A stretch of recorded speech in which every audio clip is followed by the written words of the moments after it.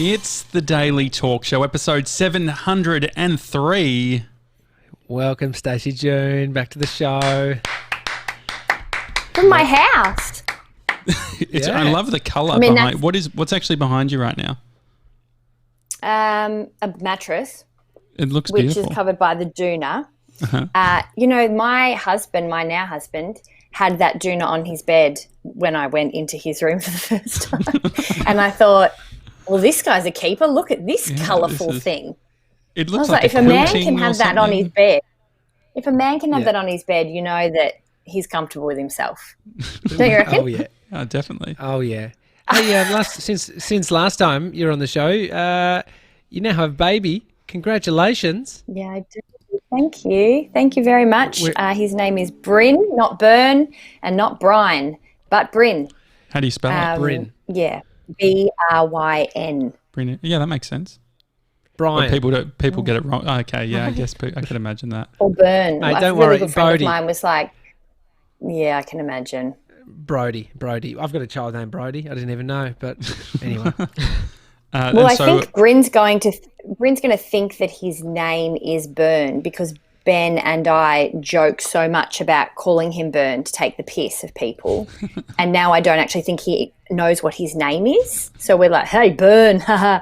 And we say that probably more than we actually say his name. So you start to realise that you've got a responsibility to teach your child the basics, i.e. their name, and not take the piss straight from the beginning because that could be confusing. It's a hard one because the kids start then they mispronounce everything. So one of Bodie's best friends at daycare, his name's Jimmy, but Bodie calls him Ginny with a G. It's close. And I now call the kid Ginny because it's cuter. It's like you end up being like, but then do you correct them or do you just like, oh, that's so cute. Yeah, where's Ginny? How's Ginny today? I don't think Ginny's worried about it, to be honest. I think that's the main thing that we should be measuring that concern from is Ginny's issue / Jimmy. And I think it's more our shit than it is about Ginny's. Do you do baby talk, Stace? Has that become a thing since having a kid? Yeah, a little bit. Sorry. Course, I need to apologise to the world. I just didn't think I would be that person, but I actually read somewhere that it does help their development. And that made it worse because I kind of now justify it to myself that I'm making him smarter by talking to him like a dumbass. So it's a real juxtaposition, you know. I thought that you're not meant to do it because then they're never going to learn how to actually say Jimmy's name properly. That's what I thought. Now I'm drooling like him. I thought the same. But no, funnily enough, that those kinds of sounds and that tone gives them something. It's very hard. He's very cute. Well, we were looking this morning. It's like a 2.5-year-old to 3-year-old can dress themselves, and I was thinking, even if they only learn how to dress themselves at 5, annoying for the parent, but also not the end of the world because the kid's going to learn how to dress himself when he's 16 at least. Like you're always going to learn something. What is Bodie? He mispronounces words. No, he confuses words. My beard is sparkly instead of prickly, and then what is it? Spicy food is prickly, and so he's like, it's so cute though, and so I love it. I just start speaking in his language. It's beautiful. But Josh, can we get a little official statement? You've had a 2007 Britney moment. It's JJ, bitch. Yeah, I shaved my head. This is Stace. This is the first time I've come on the show with my shaved head because I just did it last night. So if you're feeling a bit horrified by the whole thing, as everyone else is. Okay, so I was not wanting to act like I'd missed something because last time I had to address the whole thing around unfollowing Tommy, and then I thought I'm going to come on now and be not in the loop that you've shaved your head so dramatically. So I just let it go and tried to pretend that I was familiar with this new look. This Seth Godin looking character. I was expecting like how are you, Josh? Anyway, are you okay? Everything okay? All good? No, Well, no, seriously. Yeah, okay? Yeah, I'm fine. No, so last night I've been meaning to do it for ages, And the just because I hate my hair is very inconsistent. So Tommy has a very Tommy's got TV hair. 97's got sort of new age TV hair. There's not many curly haired people I feel like on TV, and so I love that Sevs is sort of representing it. It's a bit of a Twilight thing. Yeah, and I think it works really well. But here we go. TJ's just put up a shot of Brittany. It actually. So what happened? It so I decided to do it, and Bree on the weekend. But why? You're missing a very big point. Well, it was just like it just feels like fresh. It's easy. It's consistent. It's easy to manage. I don't. There's so much stress in my hair. Like I'm like doing last minute showers before the show so I can like try and like comb it and try and fucking manage it. I'm like, I don't need this bullshit, and I didn't want to have to go to the hairdresser, and so what I ended up doing was. Bree said, "Oh no, well, I don't want to help you with it. You can just do it." And then so I just went to the bathroom and started cutting. And Bree, seeing me cutting my hair, she was like, "Okay, all right, I'm coming. I'll help you." And so we used my beard trimmer. I've got like a very small trimmer that's really only designed for stubble. And the thing burnt out halfway through. So I was sitting on the couch with half my head done. Oh shit! And Bryn knew exactly this was going to happen, and so I ended up. I have hardly been out of the house, but I had to go to Woolworths. Actually, I went to Chemist Warehouse. It was still open at 8 p.m. Went to Chemist Warehouse and bought like a whole kit, and we finished it off. So that's what's happened. Look, I've got to say, in the little square that I can see right now, it's much better with your whole face in my face. Okay, like as in... Does that make sense? So like straight on... Like now. So you go, straight on with the actual full picture. You know, sometimes when it's like a little part, you just look like a little thumb. Emoji. But now when you can see... It definitely has that vibe, doesn't it? Yeah. But when you're bigger, you've got your whole picture. Yeah. So when it's smaller, it's, like this. Without the nail. Shannon's asked for the famous tongue is that smile. Mean? No, that's fine.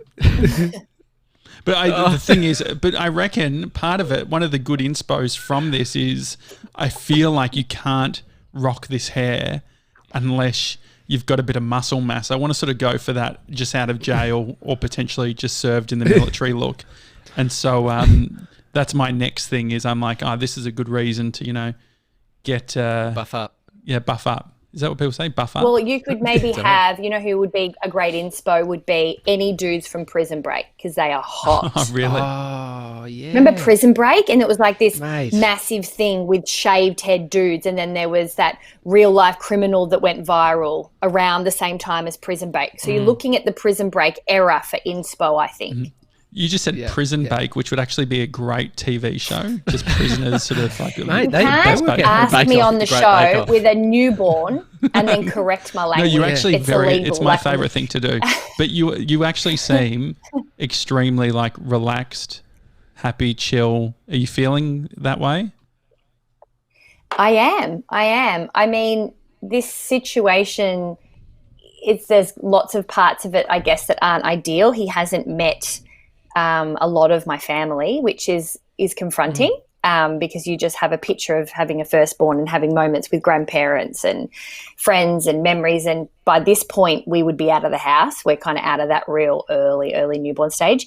But on the flip side of that, there's research that have said, which my auntie raised to me a few days ago, that's saying that newborns and babies are actually thriving in this environment. And I got to say, I find it really hard to disagree with that because in the end, a lot of the social stuff and a lot of the visitors are really much more about our own agenda. The baby just wants you and comfort and security and wants to suss out their new world, and he's been able to do that in the most safe way.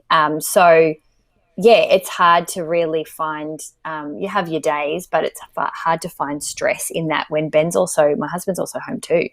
So it's we've had the newborn bubble for a long time, and it's pretty cool. Although where the beaches need to stay open for me. I live here for the beach. I'm a Melbourne girl, as you guys know, and I live in Sydney because of the ocean. So the beach closing is that's an anxiety-inducing kind of feeling for me. They just opened Bondi Beach today. It's only for locals that live in Bondi, I think. Is it your beach isn't open? We've got our beach is open till 9 a.m. now, so we can go have a swim in the morning. Does that mean that everyone's doing that then? Well, it's barricaded off and it's policed. Like I've never seen police on motorbikes, but not motorbikes of the ones on the road, like dirt. They look like dirt bikes. Dirt bikes. Oh, really? Up and down the kind of the walk. Yeah, fucking oath they are. This is the thing that is starting to get me right into the conspiracy theories. That attitude, and also ScoMo looks very comfortable here too. So as much as I'm glad that everyone's thriving in the power, it's making me also question them, because I'm like, my issue with authority is really playing up here. You don't want them to enjoy it too much. Like if they're going to set rules, you don't want them to enjoy it. Is that the... Well, what's the measuring system? How do we find out if we're improving or we're doing well? How are we able to measure what our work has done and where the cutoff is for that to now be necessary or not necessary? I'm not sure how we measure that, and that is the part that makes me uneasy. I'm happy to do my bit, and I'm happy for us to follow rules if that means it. Not yet. Okay, you should. It's very easy. I will very simple to do. Yeah, I will be. I think. Yeah, I know.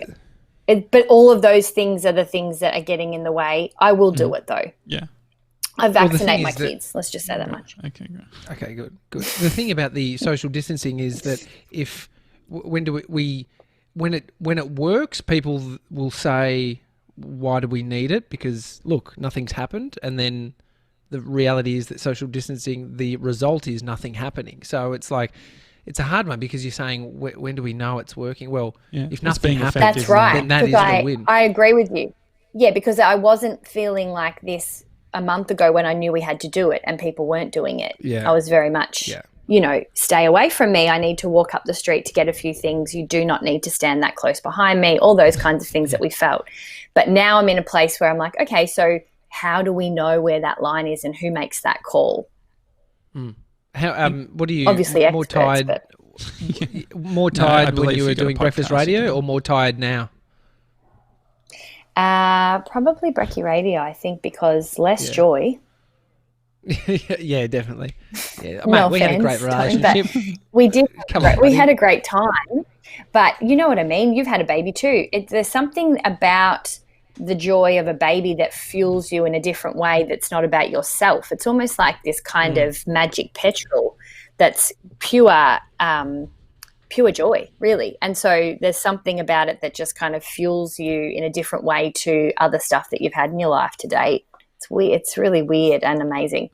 Have you spoken about how it all happened, the birth? Because last time we spoke, I think you got an indoor pool and it was all happening. We got a birth pool. Okay. We didn't go to Clark Rubber and just buy the, what's but the you difference? could, you pay guess. More. It's like weddings. You end up paying twice the price. Well, that's what we spoke about. Yeah. We spoke about that, the marketing element.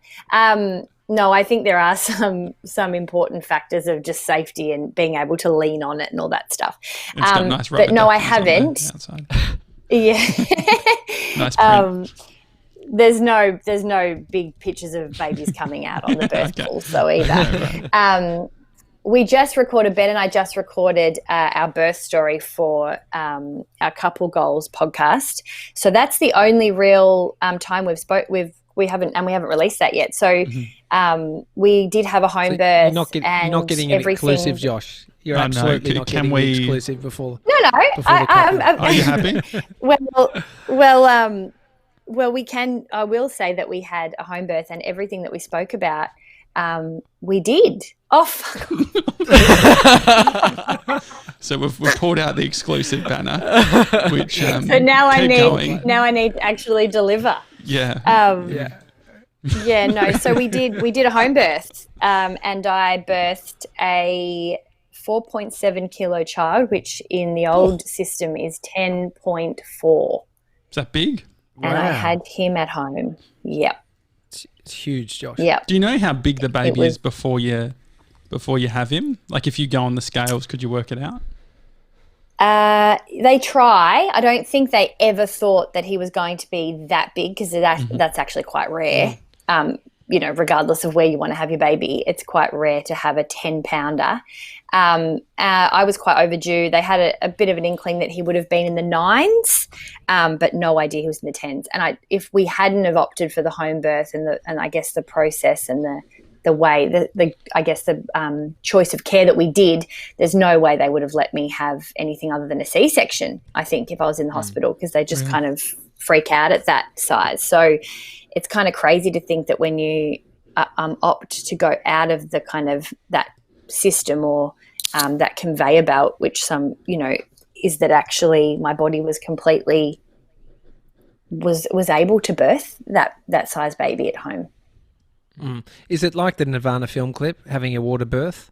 Like the kid just comes out, TJ's learned how to put images on his videos. I can see that. I can see really that. Bringing the goods to that.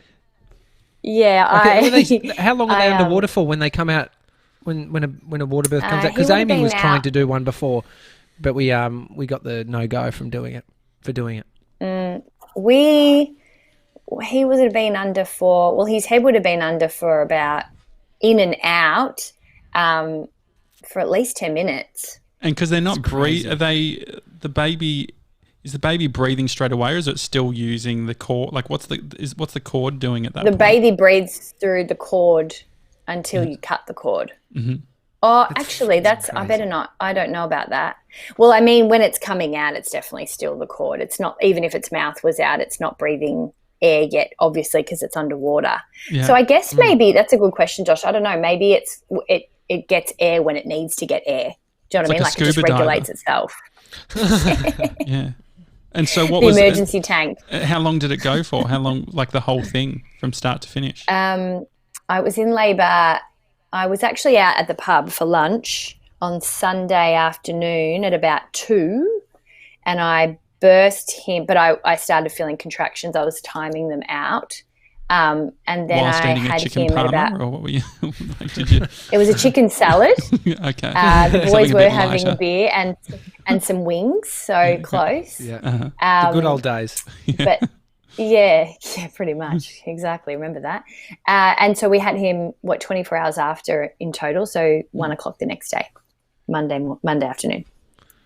I'm trying to remember, is it so you have a nurse arrive at your home? Is the pool, like, I guess you've got time to fill it all up and things like that? It's a lifeguard, Josh. They're dressed in lifeguard outfit. YMCA style type. Yeah, the Coogee Beach shut. Yeah. The Coogee Beach shut. They did the announcement. Hello, patrons.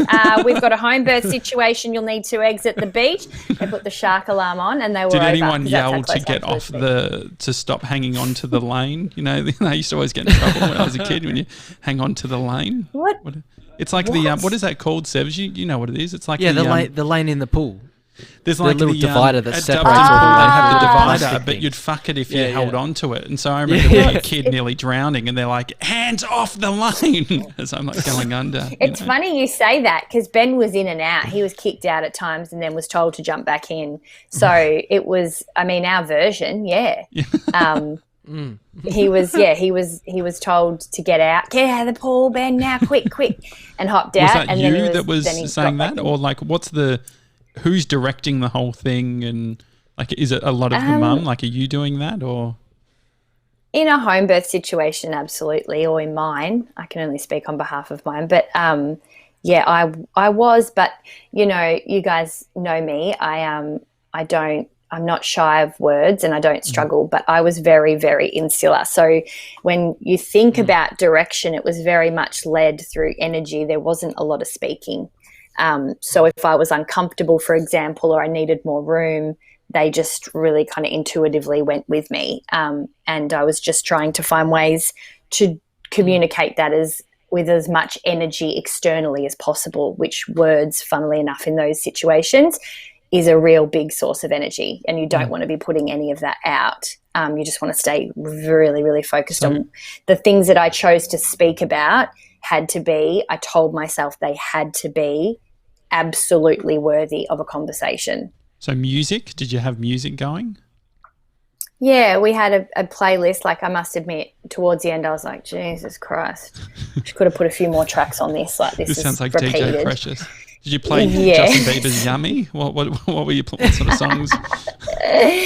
No, I had a playlist that was it was completely curated on things that made me get into my body. So if I listened to the song and I felt like I was in my body, not in my head, it made the list.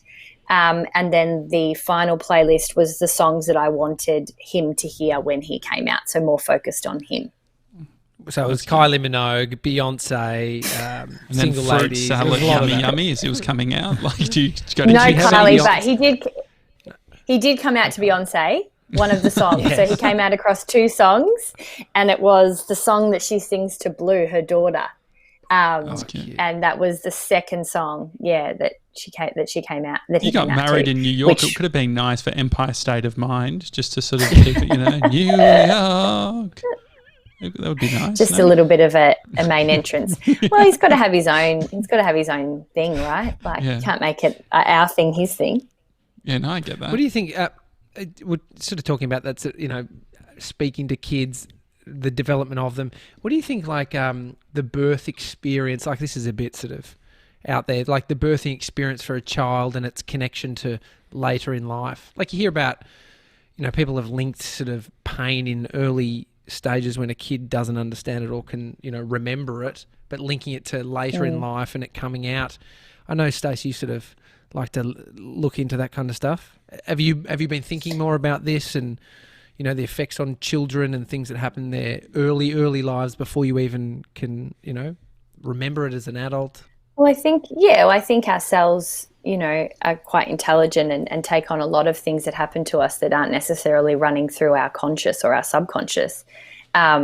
So I think it would be probably silly to think that those types of massive moments in our life would have no impact. I think probably the more traumatic situations would probably be just like anything in our life. When something quite momentous happens, it is going to take its toll to some degree. How that equates directly to the physicality of us when we're younger or later in life, I don't know. But I know for sure I had an energy healer come over who's a good friend of mine, and is on my podcast, or the podcast that I did last year, quite a lot. And he's a guy that nobody really knows of. He was my energy, but people just love him. He's just got this really amazing, I think it's also because he's an American, so his voice sounds so authoritarian. You reckon any American could potentially do it, get into the market? Energy healing? No. It takes more than the but him in particular. The content teamed with this kind of, he's from Colorado, I think. So it's just this, there's a real vibe.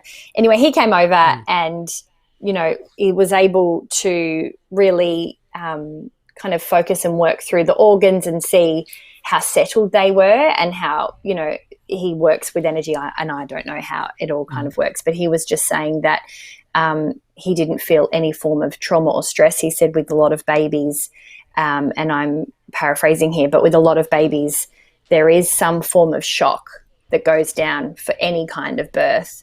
It doesn't need to be a lot of trauma or any kind of, I guess, chaotic experience for there to be an element of shock. So it's quite hard to get, a baby that's feeling so kind of settled early on, because it is a fairly big thing to go through, and your body definitely is kind of an imprint of that in a lot of ways. Did you, is it what you expected, the whole thing? Yeah, I think it was. Yeah, I had a lot of emphasis and a lot of weight on it being a life-changing experience, which I think sounds ridiculous, because of course it is. But I'm more speaking on behalf of my experience and this kind of matrescence that is spoken about of a woman going from this maiden to mother, from going from, regardless of what your relationship status is or all those types of things. It's more about kind of almost like they talk about adolescence, how you go through that time. There's there's a term that I only really learned about in the last 12 months called matrescence, which is very similar to adolescence, but for women who go from being, a woman that doesn't have children to a woman that does have children. And so I was really excited by all of that, and put a lot of emphasis on my journey with it and what it would be like for me. And it was definitely everything that I had hoped it would be. It was incredible. Yeah. Yeah, I have actually. How's that experience? Because I know, I mean, it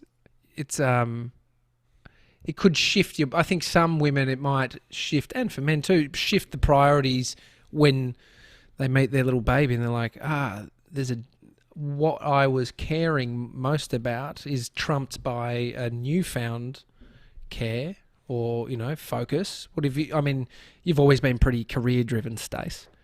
What's that experience been like for you?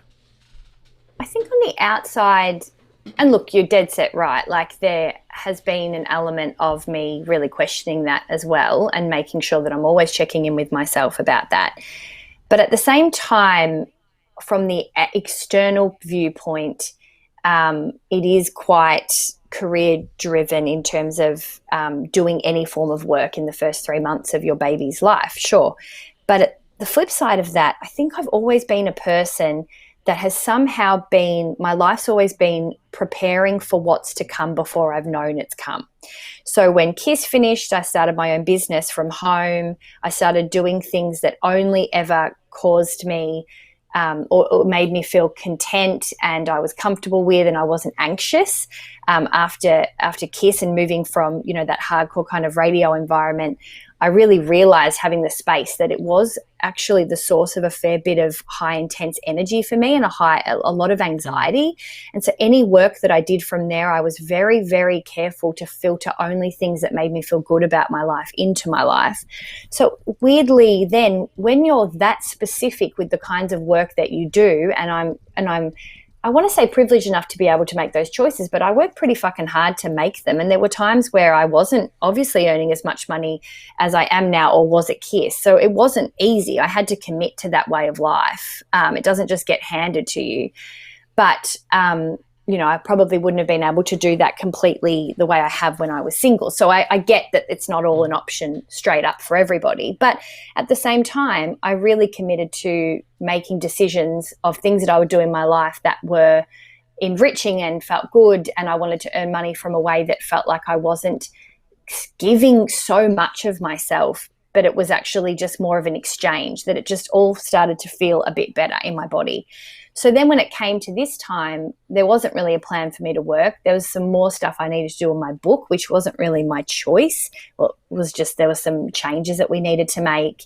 And also I wanted to kind of get on board with my coaching at a time that I wanted to kickstart it. And you guys know that if you run your own business, you need to be selling that in order to be, like, when my maternity leave finishes, I want to start making a little bit of money, but that also means you've got to pre-promote. So there's just different things that kind of happen quite organically. But I will say a lot of it really, truly, as cliche as it sounds, it feels like work, but it doesn't feel anything that's taxing to my energy or taxing to who I am and what I'm giving, if that makes sense. The other thing is the flexibility is something that I have 100%. So I think for me as a person that feels often quite muzzled by pressure or by running someone else's show, it makes so much of a difference for me to be able to have full control in what I do and what I don't do. And when I have full control, I actually can get a lot done because I don't feel like I have to do it.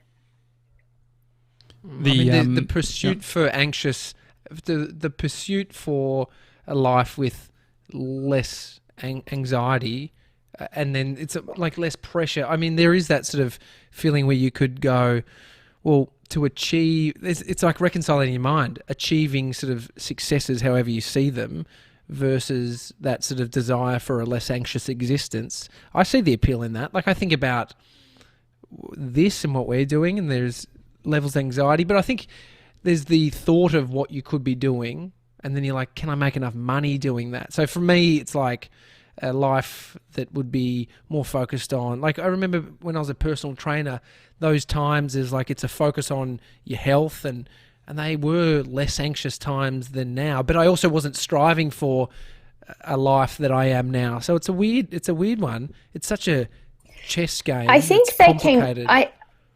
It is, and I think that they come in different times of your life when you need it. You know, that's what I was going back to the question about working with Bryn being here. I think my life set myself up because I would need to have flexibility and be less anxious, which has given me the ability to work from home and work when I want, and not really seen it as that cliche I've gone back to work thing, but more so my life is all encompassing and I do everything I do in it feels like good for me, and I only do it if it feels good for me. That started 2 years ago, that because I needed it. I think my body was ready and knew that I was going to be a mother at some point. So I trust that. When I was doing radio or really kind of aggressively chasing my dreams for 8 years, I didn't need to be that as much. It was okay. I loved it. It's never a point where I am in the place I'm at and now think this is better than where I was. It's just that I'm in somewhere different. I don't look back and think, oh, I was so anxious then, that was terrible and an awful time. It just was different to what I need now. Obviously, like you've spoken about your experience conceiving and all that sort of thing. That whole journey and then actually giving birth and being a parent, is there reconciling that has to happen through that whole past experience? What do you mean by reconciling? Like kind of tipping the hat to that time, or does just it like come I up, guess or? like yeah, does it sort of come up, or is it something that like, or is it sort of like like I guess if you go that this sort of giving birth is part of that whole experience, or it's all part of that sort of journey. I just wonder if anything sort of comes up from that. I haven't thought about it, which probably answers your question, right? Yeah. Like, because if I've raised it and put things up on my socials lately because people have asked me questions, so it's been more about reacting to that or responding to that, as opposed to me having it top of mind. It's funny, now that I think about it, I do feel like the birth of Bryn almost kind of completed that journey. You know what I mean? So it's like when he was born, it's almost like that was the final part of that chapter and it was a completion. Mm-hmm. So we haven't really focused on it while he's been here. I definitely thought about it leading into him coming, and I definitely thought about it in my pregnancy. But since he's been here, it's almost like that's the next part. Mm. And I'm sure if we try for another child, because we will never be able to fall pregnant naturally. My husband has all of his sperm frozen from a cancer diagnosis years ago. So we will have to go through that journey again. It's not just a matter of we'll see what happens. So I imagine that process will start all over again and end how it's supposed to end. So, yeah, it's weird. I haven't thought about it, but now that he's here, it doesn't feel like him being here is connected to that. So I think it may have ended the day he was born. Yeah. Yeah, we told a story, which is kind of amazing. Yeah. During IVF, were you given? You did IVF, Stacey? IUI. What's that? What does that stand for? What is, that's where it's a turkey baster. So they don't have to take your eggs out. Of a turkey baster. I've got a turkey baster on. Don't. No, I don't. Or you can do one of those. You know what else is a thing? You can do the Snot Suckers that you give babies, which I've just been obsessed with lately. Oh, yeah. Like you put this thing up their nose and rip out their snot so they can breathe. Oh. And you get fixated on that shit. I was never a girl that wanted to pick my boyfriend's pimples or squeeze them. I found that fucking disgusting. But I'm obsessed with this Snot Sucker. I can't. I just actually have can't to get suck enough it at of one it. end and it protects you or something? No, you don't do it in your mouth. It's like it looks like a turkey baster, and you put it up their little nostril. I actually don't even know what a turkey baster is. What is a turkey baster? Yeah. It's a basting of a turkey, so it's like what is it? Josh, what is you know, have you ever got one of those little pumps that pumps up water bombs? Like a yeah. It looks like a little, we use them for the cameras to blow air and shit. Yeah. Oh yeah, that's exactly it. Okay. Like something like that, where you're putting it into their nostril, pressing it, and then the letting go will suck it out. Because the babies don't know how to sneeze, do they? Is that the problem? Well, they also don't know how. They don't know how to blow their nose. Yeah. And if they're breastfeeding, they can't actually breathe. So it's like it's actually a requirement. Yeah. Oh, they're such little rodents at that point. They're just shitting themselves. Has he done any poo explosions? Oh, are you joking? It was so funny. I filmed his first bath thinking it would be a real memory, and he shat everywhere. And I find those things funny. I'm like the classic, I'm just mom already. Oh, that's beautiful. Oh, his shit doesn't smell. Like, it's incredible, which, to be fair, babies' poo don't really smell until they start eating, like solids. But I just think guys have a real issue with that stuff more than girls, I think. Like, Ben, my husband, was freaking the F out. Actually, if he lets me, I'll show you the video. But he just was like, oh, that's disgusting. Oh, God. And I was like, whoa, this kid is like a day old. Like, you can't give him a complex at anything that comes out of him that is disgusting. Like, he's just this innocent little being. He doesn't know. And so there was just went everywhere. And so I've got it all on video. And I had to have a sit down with Ben after and say, look, we have a child's friend that had a real issue going to the toilet for a long time. And I feel like they get this idea that it is gross really early on because we react to them going, do you then get worried that you're going to fuck him up? Like, I feel like that's so much pressure that all these little things could be the reason why he can never go to the toilet. Like, it's pretty hyperbolic, isn't it, Stace? Well, I don't even know what hyperbolic really means, but no, I don't. It's a bit extreme. It's just a bit extreme. Yeah. Like, if all of a sudden he doesn't go on the toilet, are you going to bring up with Ben? It's like, that on day one, this is why. Yeah. No, I think I see Brody when he's like, as they get a bit older and he's pooed his pants and he understands exactly what's happened because he's not wearing a nappy. And they get a bit shy, and it's like, where do you even learn how to be shy from? And so rather than saying at that point when he's 2.5, 3, you're like, oh, don't poo your pants, like that's hard because then they're at one minute you want to sort of help them understand, the other side you want to be compassionate and say it's all good, next time let's do it in the toilet. But it's there's small sort of leaps that the kids are making, right? Like Brody hasn't pooed in his pants in months, which is amazing. He doesn't wet himself as much, unless we've just left him in front of Netflix because we're on Friday night drinks with the Gronk Squad, and then he's upstairs and comes down and says, "I've pissed myself." Why don't you give him the iPad on the toilet? If you give him the iPad as I'm on doing the toilet, tequila shot, as I'm doing tequila, I look over and he's pissed himself. That's fair. I did a tequila shot last week too. Oh, did you? Did you? Whew. First one back? Yeah. I haven't been at all. It was just a bit of a stupid thing, and we very, very good friends with our neighbours, so we can actually, our back door is their back door, and we can socially just, like, it's very comfortable for us to just sit on the end of our stoop and them sit on the end of their stoop, and we just have exactly as you guys so lucky that have you a few drinks. But then when nightmare otherwise, wouldn't it? Oh my God. Well, you just wouldn't. It's Sydney, so everybody just doesn't speak, so you wouldn't really notice because that's just basically what Sydney's like anyway. But we are lucky. They are the greatest people and incredible support and just really great mates, but also very good neighbours. Like, I'll pick that up for you, or, hey, I just made Anzac biscuits. They're gluten-free flour. Do you want some? I'm like, yes, I do. So we can I put this don't know. as a snippet for you if you want. That was a great testimonial. We could cut that up and send it to them. That'd be nice. They don't need it. They're that good. They don't give a shit. No, they're actually in the room right now, sitting there with you. I mean, housemates. Oh God! And has it changed, Stacey? I remember you posted on Insta this week that video. I saw it. I was like, I know this, and it was you and your mates dancing you were there, when we went away. That was Easter time, like, I don't know, 6 years ago.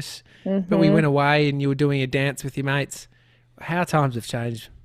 Wow. And you were filming then. You were filming then, and sorry, go on. Your actual quote when things just in your friendships group just really stick, they're not anything that's that amazing or whatever. But Tommy took the video of us just copying a Beyonce dance, and my friend cracks it at me for being in her line of view. Like, I'm blocking her like chance to shine. She's like, where's your position? Where is your position? And it's just kind of one of those things in our group that every year it comes up, we just piss ourselves. But there's a line from Tommy that's like, we're on. Like, that's his line to say we're filming. And it is just quoted all day, every day across all of our mates. Like, we're on, we're going, we're on, the cab's here, we're on. Like, it's just one of those things that's just stuck. Even Ben says it, and he didn't even know us then. He's great. Like, we're on for dinner. Like, it just has always been a thing. So it's hilarious. So you weren't really in the video, but you've definitely had your mark. Yeah, can you actually go back and tag me in it, please? Get a yes, credit, I will. Little movie symbol with my name. Hopefully it takes off. We're on. Hopefully. Has there been anything, Stace, that's like completely different, like a misconception from what you thought parenting was going to be like to what it actually is? I don't know. I don't think I went in with too many expectations. I think the thing that's helped me not have too many kind of confusing moments or stressful moments has been because I really wanted to be led by him. And since we didn't know who he was, what he would want, what he would be like, what kind of baby, I really try and get myself to go back and not try and figure anything out. And even through my pregnancy, and I think that is absolutely a testament to the fact that we had to go through our fertility treatment. We really didn't have much option other than to surrender and wait for this child to decide when it wanted to come. And that was such a very big part of what had us work through that time as strongly as we could. So I am super proud of the fact that we were able to use a lot of the things we learnt in that time for now. So I guess it does connect, and we just wait to see what Bryn shows us. And so because we live like that and we try and parent like that, it doesn't always happen, but I wait to see what he presents to me as opposed to me guessing or leading him. There isn't a whole lot that I anticipated or thought of because I made sure that I take not a back seat, but make sure that I'm the second beat. Like he beats first and I kind of then respond to him. So if you think like that, you don't really have too much time to think about what it would be because you have no idea, because you've surrendered that path to him telling you. Does that make sense? Yeah. Yeah, 100%. Because if you had all these expectations of what it was going to be like, they're only conjured up in our mind anyway, because if you haven't experienced something, you don't have the information. You haven't felt it or embodied it. So it's almost a good approach for, not everything in life, but a lot of stuff. It's like, letting go of that needing to totally understand every element of what's about to happen. I guess it can stop that whole projection as well, like projecting what you think should be happening or how they should be responding. Yeah.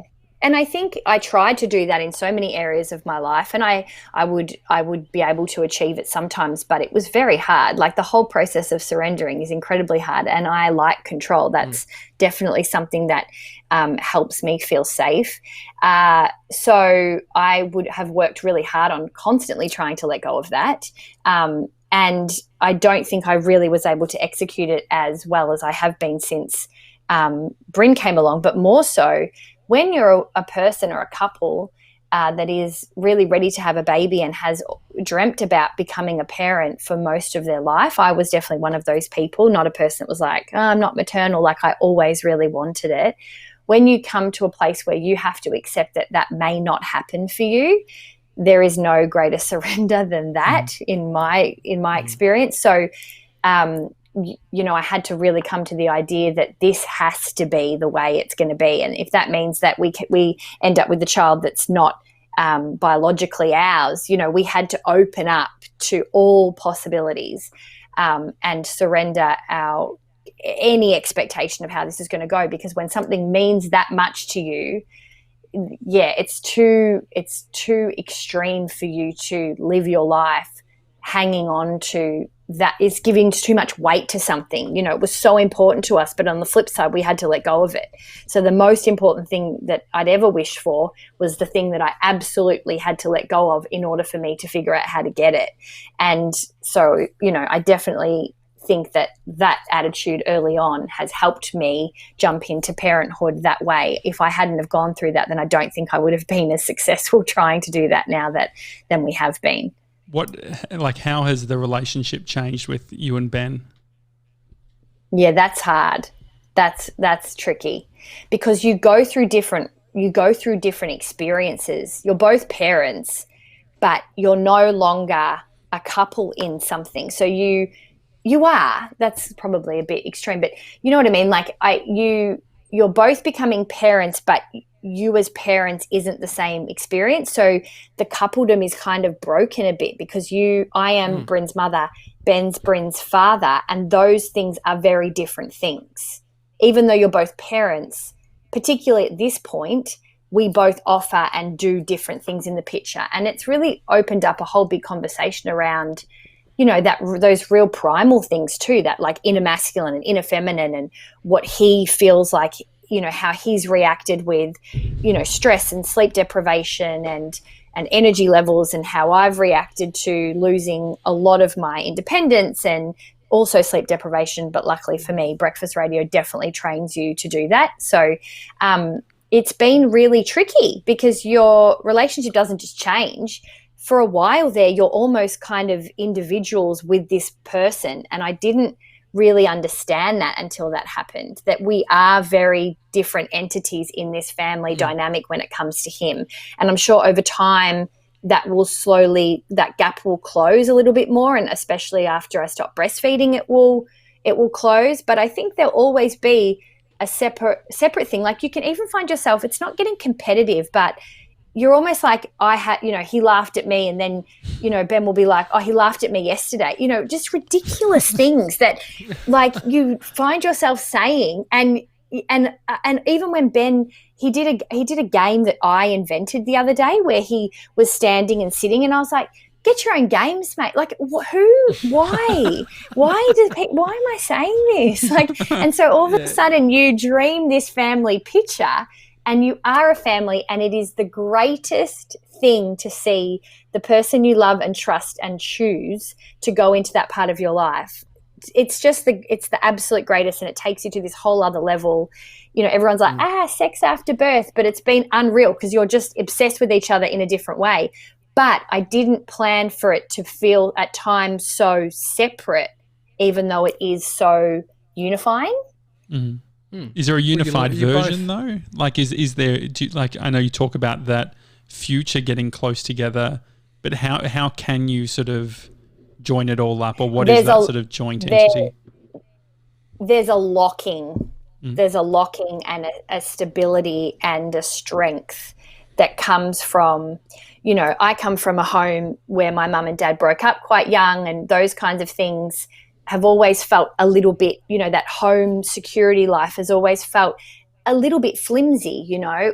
It feels so rock solid in my home, and we are so on the same team in terms of our values and the way we want to do things. And there's 100% a unity that is very unspoken. And I think a lot of it also comes from birth and what you go through from that birth experience. You just have this complete, respect isn't even the word. Like there's something that changes in the DNA of your relationship that makes it this kind of, it's like just the tree trunks, the roots are just grounded so much deeper in the ground. It's a different kind of security that I don't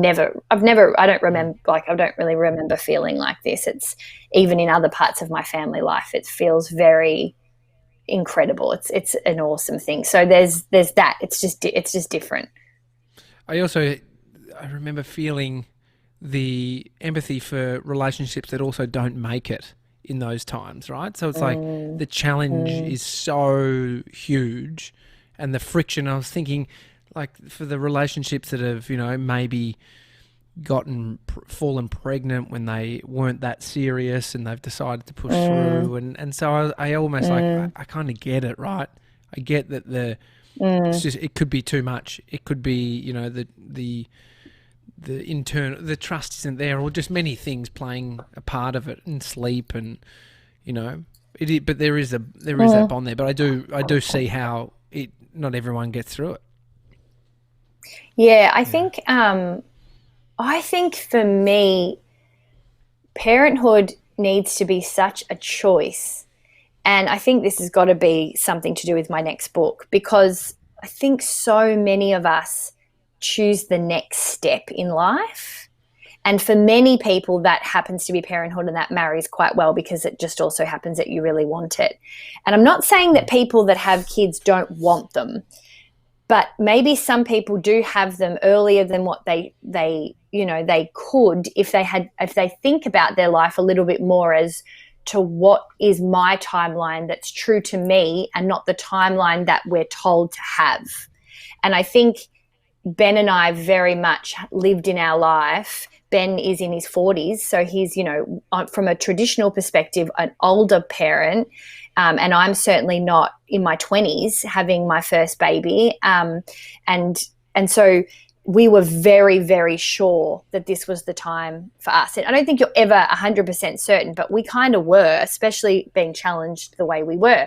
So I think there's something else in that, is that, you know, there's such a power in making a decision to become a parent and being in that decision, because it's about you wanting to not be about yourself, and not becoming a parent because you want the love of a kid or you want something from them. We wanted to be parents because I was so sick to death of talking about myself. I wanted to have a whole life that was not about me. I had spent so much time, and still do spend so much time, telling my story and talking about myself, that I was so ready to completely invest and give something that had nothing to do with me, you know. And so I think that helps when you are choosing because you're choosing from truth, as opposed to choosing because, okay, so we save for a house, we get married, and then that's the next thing to do. It's the common narrative, right? Like, I feel like that's where you can get stuck, is if you just think, I've got to do this, I have to do this, and then the whole biological clock or whatever obviously gets people stressed out. Do you what are some of the questions that you think people should ask themselves to sort of unlock whether having a kid or being a parent is right for them? I think the question needs to be about, I'd even say it's got to be more of a feeling. If you're feeling like you want to do that because you want to be given something as an initial reason, you need to ask yourself whether it's the right time, because as much as they give you so much, they take just as much. And I don't think that that's necessarily a good or a bad thing if you've asked this question or not. But just going back from Tommy's comment about how people don't make it, I do think it can be more challenging if you are going into it first because you're looking to receive before you're looking to give. So if the first feeling that comes up is the reason that you want to have a baby is to receive, then I'm not saying you shouldn't have a baby, but you do need to understand that you may find the times where you're not receiving much more challenging than if you came to the decision by wanting to give first. Does that make sense? What's some examples of, so like you're talking about like serving something other than yourself, what would be some examples of the mindset of trying to receive or having a kid for, like, to be able to receive? Well, it's pretty, people want, I don't know, this is like, feels a little bit judgmental. I don't know I don't know. I think we all have a right to receive nice things and a right to receive love and joy and connection and giggles and happiness. But I think it's like whether this is going to be controversial, but sometimes I think whether you're a dog or a cat owner says a lot about you, because for different reasons. Amen. But cats are obsessed with you a bit. Do you think, I thought dogs are also a bit, aren't dogs more, cats don't give a fuck about you, Stace. There's ways you can look at it, but cats can get a bit possessive. Like they get a bit like she's mine, like don't touch her, or you're my bitch, or there's like this energy that's kind of like, like there's just this real intensity of need. It's almost like a codependent relationship, whereas dogs, I feel like, are way less codependent. Even though they're dumbasses, I still think that there's a chance that you could come home and be out for 6 hours and they don't really know if it's 1 hour, or I think they do. But you know what I mean? I'm kind of rambling. I reckon you've got this completely wrong, Stacey. I think that dogs are more for people who like receiving. I think if you're a dog person, you're more into that. Whereas if you are with a cat, you just need to be happy with the fact that you're going to feed them, but then they're going to do whatever the fuck they want. I know what you mean, because they're independent, but I'm not really talking about receiving. I'm more talking about that codependency, right? So going back to the question about babies, I think often people need to feel needed. Yeah. I mean, isn't that why you like would that be like the whole going to the games thing, where it's like, Peekaboo was something that I had with Bryn, like you can't play Peekaboo or whatever. Like, is that, where's that coming from? So that's coming from competitiveness. That's got nothing to do with dependency. That's a complete conversation between my husband and I. It's got nothing to do with the poor child. But it's more, I think, I don't know. I think that there is an ability for us to dive into things to feel something. And I would look at parenthood as really being a motivator to start from a place of you wanting to feel it for them as opposed to them feeling it for you. It's like everything though, don't you think, TJ? Like we talk about that with like work. Like you don't start a podcast or do all of this if you want to make money or receive. Like you've got to do it based on. But Josh, so many people do. Yeah, yeah. Like you are the minority, it looks glamorous, right? And that's why it's doing 100%. You've got no idea the amount of people that message me saying I want to do, like, and there's no judgment to that, but there is a very different motivator behind most people doing this kind of work. And you look like you're one of those people to a lot of people as well. You know what I mean? Like we all are put in the same box. The only way we know who's the difference is behind the scenes and getting to know people and their true intentions. And but mostly numbers, we all look like we're doing it. It's being steadfast, like to the point, to your point on, if you're doing it to receive, then all of a sudden it becomes very hard to be in a place of service. Whereas if you're like service first, then anything that you receive is bonus. And that's how I feel. And I need to just also add to that, I think you need to constantly check yourself. Like I don't think that when you decide one day that all of a sudden you're going to give first before you receive, that then that's just your lifelong, it's locked in for life. A year later, you may be finding yourself in the same boat doing the same kind of work and now having expectation that you didn't have 12 months ago. You have to constantly check yourself in that. It's not something that's just set. You build a muscle around the giving part and then asking or, receiving, or in terms of creating something before you've even asked, for anything in return, right? I think people get very good at being able to just give, and it can sometimes come at the detriment of the person just giving, right? Well, it's that whole on your face mask or whatever, you put on your oxygen before you help the other people. It's like if you're always giving as a parent, if you're like, you see parents that are like that, where it's like they're absolutely destroyed because they're doing everything that for their kids and but they then lose their identity, and then probably in the long term they actually end up doing more harm than good. 100%. I wrote about this in my book because my mum was a single mum, and she was very much celebrated in that she would say quotes and words to us that you kids are everything to me, you're my life, all those things. And that was very much, particularly as a woman, that's very celebrated.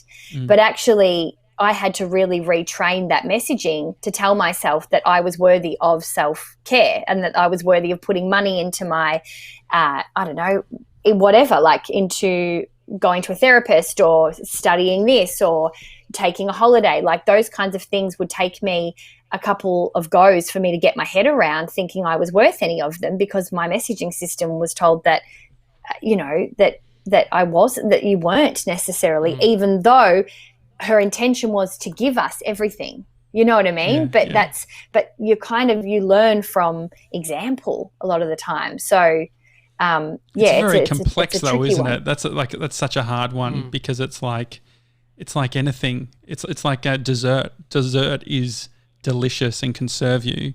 But if you have too much dessert, you fuck shit up. If we can learn anything from ISO, just you don't sure, need. Brittany. That was a stretch. That one. We had Indian last night, and we had the option of it was $48 for all the things separately, or you could get it in a meal deal for $43, but it came with dessert.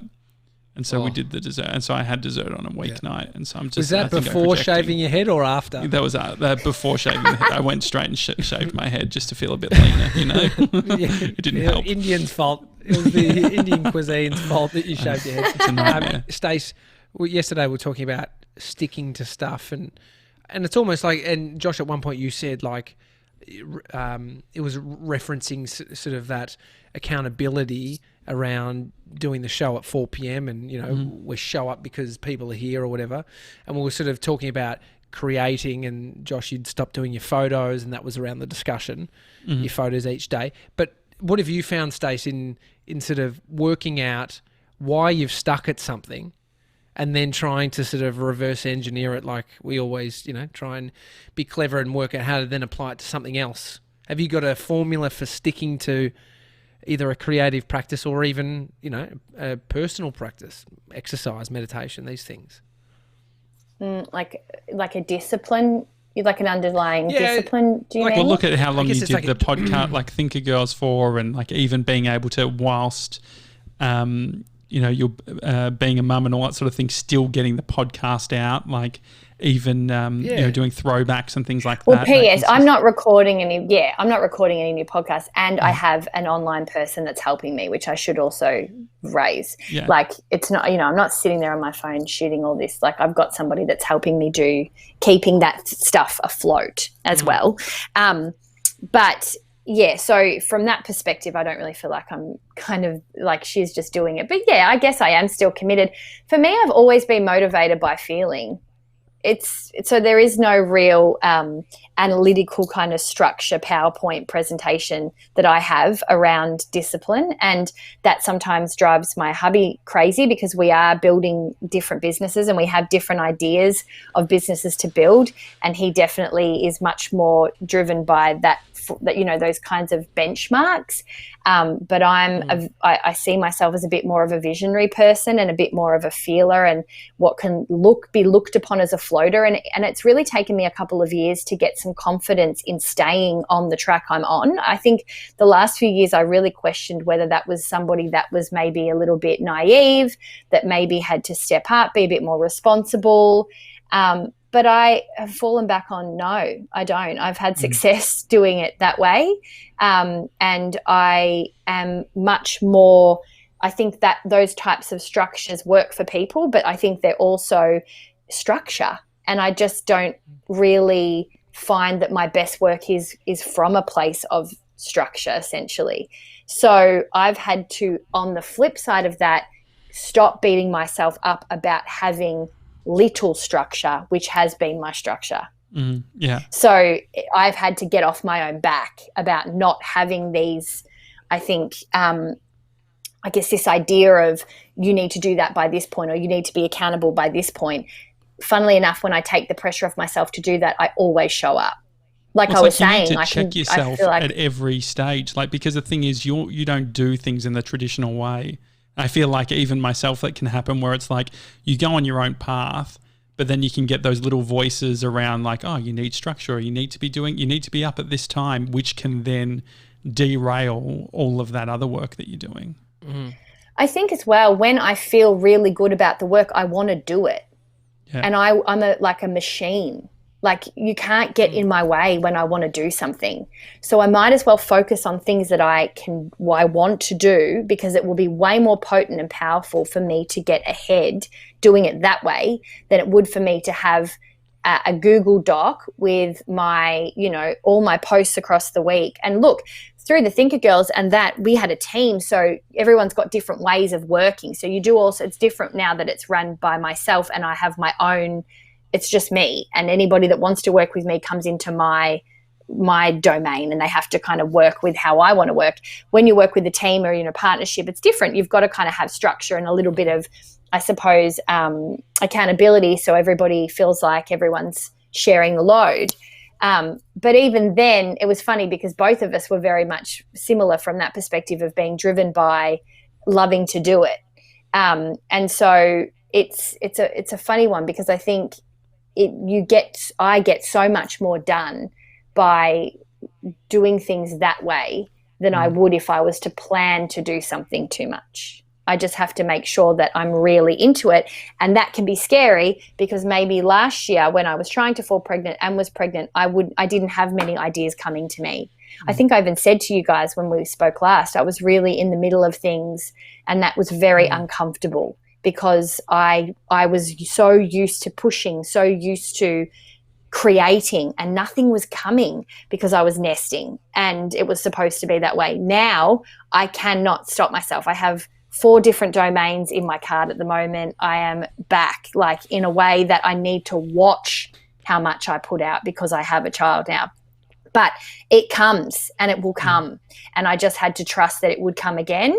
And when I now go back into the place where I need to rest and it's not going to be there, I need to make sure, A, I've got savings and a backup in case that happens again, and make sure that I've, that doesn't take too much of a dive in our lives. And B, I get off my own back and just give myself a break, because I know in the times that I will work and when I am passionate about something, it is very hard to have somebody that's more productive than me in my own way. 97's doing such a good job just sitting there. Obviously, these conversations for a 20-year-old, you're not necessarily thinking all of these things, Sevs. But what's a question? Josh, I think he was just looking at your head. He can't believe it. Casey in the comments said she can't stop looking at your head. But Crystal and Jasna are pointing Can I out feed my Can I feed my child like this? Yeah, sure. Yeah, this is the Kate Lanebrook moment. Do you remember that famous the panel? He's crying, so I better tell Ben to bring him in. Okay. Sevs, have you got a question for Stace? Yeah, I mean, I guess it's around like, it's like this idyllic thing that it's an experience that you're going through. And so I think some people probably have an idea of how amazing it is, and it doesn't sometimes hit those realities or expectations. But I guess, like, what are some of those small little things that are just like the things that you love the most that aren't probably like the big things that everyone looks forward to? And when you say idyllic, are you talking about my work life, Mace? That's a cute kid. Jesus Christ. Nah, more around with the little Sorry. So cute. All right, let's get to the question in a second. But you want to say hi, Bryn? Oh my God. Hello. Been very hungry, been very patient, haven't you? We're on. You just We're on. We're on. Peekaboo. Almost. All right, let me attach myself. Yeah, you're fine. Yeah. Are you saying, Sevs, just for people that might, like, because I think, I don't know the percentage, but there's a lot of women that have a pretty horrible experience around the whole childbirth thing. Like, Amy didn't have an ideal situation. Oh, so you're saying to me, he's so interested. This is a different age now. Like, he gives a shit about things. There's no nip, guys, is there? No, you're all good. This is very I realised that as I said that, you'd have to check. Yeah. So I was like, oh, that's probably not a good thing to say. Like, everyone's naturally like, oh, whoa, hang on, what am I doing? Yeah. So are you saying, in terms of a lot of the things that I'm saying are quite idyllic, but it may not be, the journey may not be that, or it may not be that way? Sorry. Yeah. I just got a bit distracted. That's all good. No, I think it's a little bit of that, but I think, like, you look forward to having a kid and having all these special moments, but there are those small little things that you don't really think about that may stand out, or that may actually bring more joy than the big things that you're, I guess, looking forward to. Are there any sort of like small things that are really enjoyable moments or experiences that you thought you wouldn't enjoy or thought you wouldn't look forward to? I know it sounds a little bit cliche, but I try and live like that all the time, because I find I am a bit of a, I think I am a content, I've always been, I fucking hate the word content creator, but I've always been a person that's weirdly stepped in and out of my life. Like I kind of snapshot things. When you're in radio, you're constantly thinking of your life as content, right? And then I stepped away from that. But what it did give me the ability to do was still snapshot moments. So it may not be something that's topical, but I really do have this ability to kind of almost take a bit of an airplane. Like if Ben and I just randomly, so last night I've been stressed and writing the book, and we're trying to do a bit of everything, and Ben just put on a song and we danced in the lounge room, and I get teary thinking about it, because that's my life. That's the moments. That's what I wanted. That's the things that are incredible. Not necessarily the eloping and the glitter jumpsuit and, the Thinker Girls and being on air and all those kinds of fancy things. They're all great. But, putting an 80s track on and just pelting it out, but now we're whispering because we have a kid that's asleep. It just, I have this ability to kind of go, like, take it in my memory and go, I think I often just say I'm so grateful in my head. So moments like that happen all the time in this joint. But I do also think on the flip side of that, I think you have to make them. I don't think they all just come so naturally. And I think we wait for these moments to happen in our life. And of course, when he smiles for the first time, or, if there's still a moment where Ben will say, you look really pretty, or, someone sends you flowers, and there's moments in your day or your life that come up without you planning, and they're beautiful. But I do also think that so much of our life, we've been told that so much is supposed to happen to us. And I am by the true belief system that most of it we need to make happen ourselves. And I'm sorry if that's, taking out the romantic part of the way we look at life, but we can choose to continue to live in this denial about the way life works, or we can start to be really honest with ourselves and go, sometimes those moments you need to create. And do I want to have had to remind my husband that Mother's Day is coming up in a couple of weeks? No, I don't know, because we're told that he's supposed to just know. But why would I get in my own way? I didn't even need to necessarily say it, but I was like, it's the first one and it may not be on his radar, so just it's not that I've necessarily created anything, but it's just also not looking at everything like we have to wait for it to come to us. So those moments tipping happen. It into positivity, right? Like you have the option of like expecting the fuck up or expecting things not to work out, or you can be like, there's a little thing that I can do right now, a little perspective shift, a little thing to actually make it happen. I think it makes a lot of sense. I think even if it's transferable to your own life. Yeah. Sorry, Stace, to your own life, like thinking. You go. No, go on. I've got to feed my baby. I'm just kidding. No, you go. You go, Stace.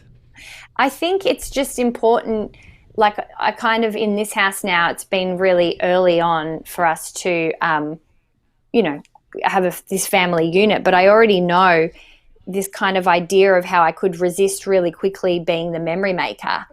I think women often feel like they often are the person that has to do that. But I'm really trying hard to make sure that I take pride and be really proud of that and really take that quite seriously, because exactly as your question makes, it's like those moments are the things that actually really matter.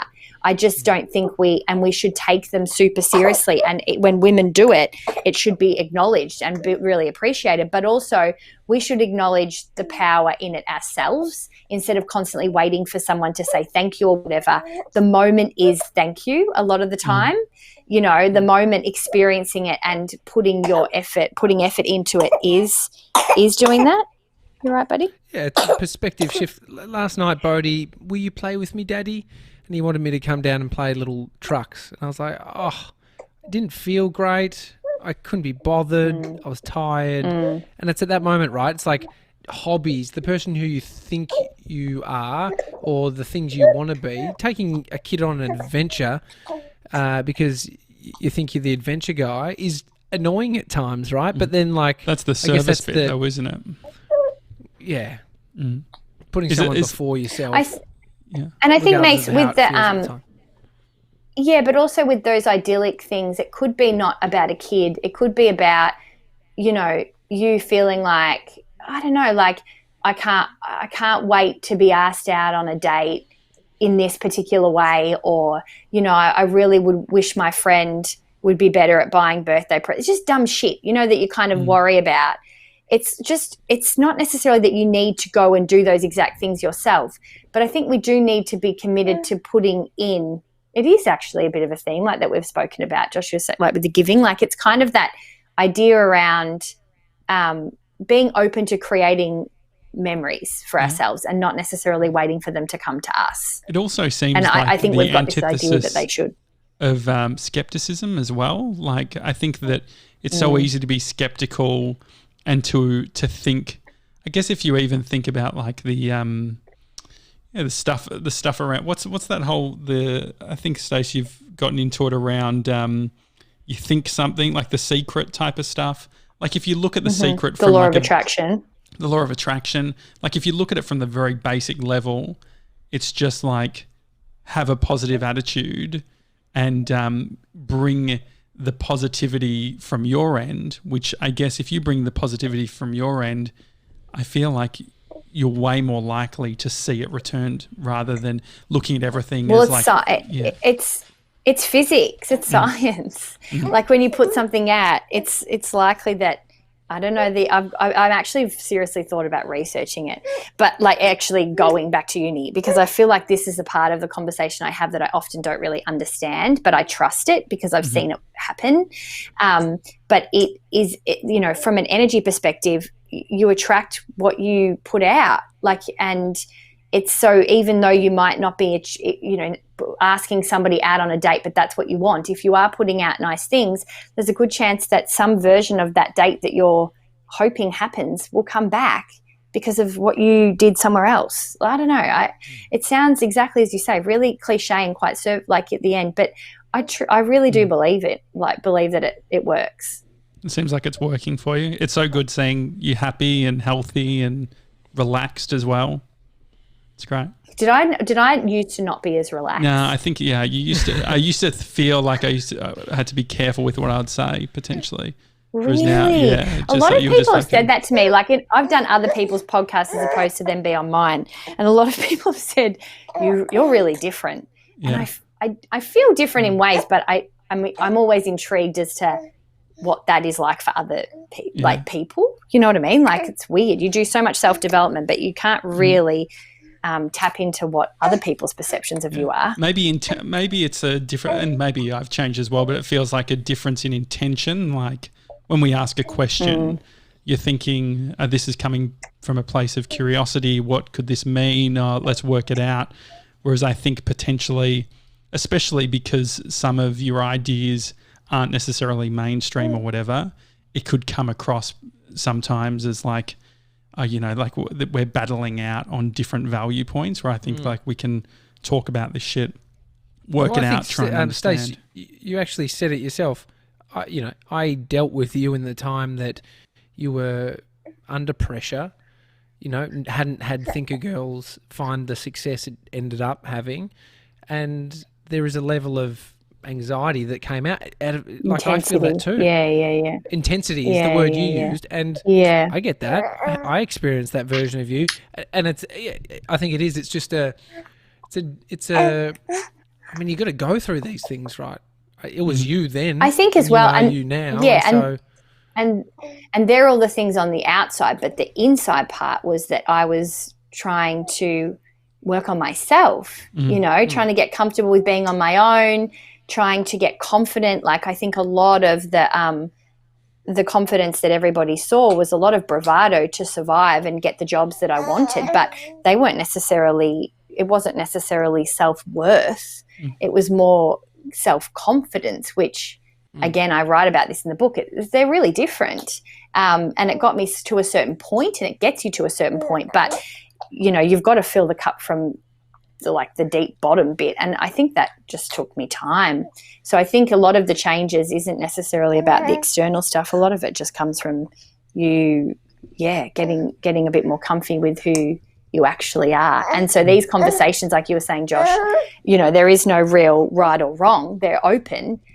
I think that happens when you get more comfortable with your take on it, because you're not really that concerned if somebody agrees with you or disagrees with you. You're more confident in it, and everybody has a right to have their versions of things, but it doesn't kind of jilt you if somebody else. You're not defending your position. You're just describing how you feel. And so your podcast, Couple Goals, you were saying that's the one where you and Ben talking about the whole birthing experience. When's that coming out? Oh God, who knows when we can be bothered editing it, I guess. Probably. Thanks for the plug. Maybe a couple of weeks. There's a teaser at the moment. And I think we'll get to it when we get to it. I think that's where we're at, and that's what I think. Back to kind of doing this kind of work with him being so little, there's no I don't care if, before it was like, oh, we've got to be consistent with what we do, and that's not my priority right now. So if I am creating content, it's because it's completely fitted into his life, so we'll get there when we get there, maybe a couple of weeks, maybe a month, who knows. Stace, I like to think about, imagine if this time, like coronavirus happened, at different parts of our lives. And I was thinking about, imagine if we were on air and this happened. Like at the time, like I like to think would have loved being bunkered down with you, TJ. We would have just, because you're so creative and you're so open to ideas, we would have just created a whole land. We probably would have been massive successes still working together, because we would just been like, we're going to do this and we're going to somehow get a plane and somehow, I would have not found that to be awful. Yeah. That would have been pretty fun. It's so funny. Like you could either, I'm grateful that it's happened now at this point, but that's just the story the advantageous story I'm spinning at the moment, which I guess is a good thing. I'm glad it's happened now, like at all points of my life, and I'm sure there's people with the opposite version of that, which is massively unfortunate. But it's life is weird. Yeah, life is our experience is that we have a hashtag, which I haven't spoken about too publicly, because I try or when I say publicly, I mean on my Instagram. But I try and be very conscious and sensitive to others. But we have a hashtag that we just do as an absolute joke between a couple of mates and us, of flourishing in ISO, because a few of us have found, and I think media as well, a few of my husband works for the ABC, and sometimes you can kind of start to question what you're doing and whatever, but a lot of the work he's done has been really pivotal to kind of informing people, not necessarily just, beating stuff up or trying to get a clickbait thing. Like working for a company like that has been incredibly important for people to actually get information. So just checking yourself and checking what you're doing and how important it is. I know that I've certainly had lots of people contact about coaching or working on themselves. So we've really felt like a lot of the things we do have really allowed us to feel good about what we choose to do every day. And then also we have this little person in our lives at the moment. So funnily enough, and we also just sold a property right at the right time. Like we just kind of are like, shit, we're doing well. That feels really guilty. I feel really guilty we're doing quite well. But it is what it is. And I completely empathize with people that are not. But our experience is that, like I said, I feel like we've been built to kind of be quite self-sufficient and make sure that we feel happy with what we do day to day. And so when these things come up, it hasn't maybe jilted us as much as a lot of people that are asking themselves the same questions and getting very different answers, Makes sense. Thanks, Stace. We've had a bunch of comments, people loving the episode. Crystal says, guys, this is one of my favourite episodes. A lot of chatter around the Snot Sucker as well.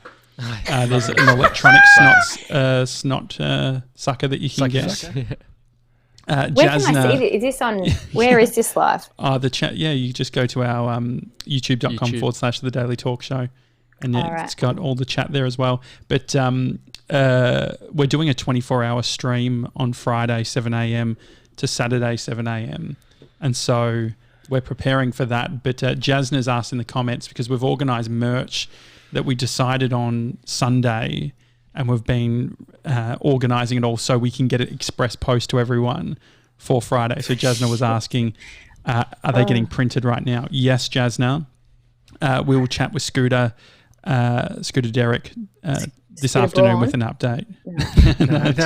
No, the real Almost. Scooter. Easy street Scooter Derek. Yeah, close. No. Next call. No, we'll get an update on the show from Desmond. But it'll be happening. We need to, Sevs, DHL, we need to contact them. We need to get, do you have any updates on logistics? No updates on logistics yet. No. Okay. Well, I think we'll need to... God, this is a scary proposition considering Australia Post's delivery delays right now. And so what we're thinking is DHL, and we'll actually drop it off to the depot. We've got three orders in WA, 2 orders in Queensland, 7 orders in New South Wales, and then the rest in Victoria. New South Wales represent. I know, a lot of New South Wales. And so we will we'll have to work something out for the Melbourne ones. I don't think the couriers. Maybe we have to. I had the idea. Sevs is on his learners at the moment. I thought maybe he could go in my I-30 and I could supervise. He could get his hours up and we could drive around and do some deliveries. You're going to check your insurance first. Yeah, that's the problem. Bree's going to definitely bring that up as the first thing. Insurance. But what's the worst that could happen, right? Well, yeah, you just crash a car. It's all good. No one's on the roads anyway. You're not going to hurt anyone. Yeah, it should be fine. And we'll do it all in sort of suburban areas where you feel more comfortable. We could go to Show Baker's place in Warrigal. Love it. What a little... Oh, I love him. He's so cute. We're on, looking at himself. It's terrifying how into this he is. Screens. Just loves them. Yeah. Yeah. But just himself, and he just has a lot of eye contact with the camera down the barrel. Like he's just, it's scary. And everyone's like, what do you expect? And I'm like, well, there's only room for one in this joint. Don't get ahead of yourself. So funny. Thanks, Stace. Have a great rest of your day. Thank you so much, guys. Hey, I'll have to tune in if I'm feeding him, in the morning on the live thing. It'll be something to watch. Yeah, well, 24 hours. We'll be there all day. We'll be there all day and night. Early mornings. Good luck with it. Thanks, Stace. Awesome. It's a Daily Talk Show. Guys. You can watch youtube.com/The Daily Talk Show, Apple Podcasts, Google Podcasts, Spotify. You can listen at all those locations. Otherwise, we'll see you at 4 p.m. for the live stream on the YouTube channel. See you then, guys. See you guys. Bye.